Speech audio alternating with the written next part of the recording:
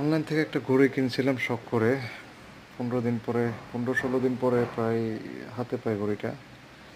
3 দিন ব্যবহার করলাম, খুবই সুন্দর, বাট 3 দিন পরের থেকে এই হলো অবস্থা, দেখতেই পাচ্ছেন।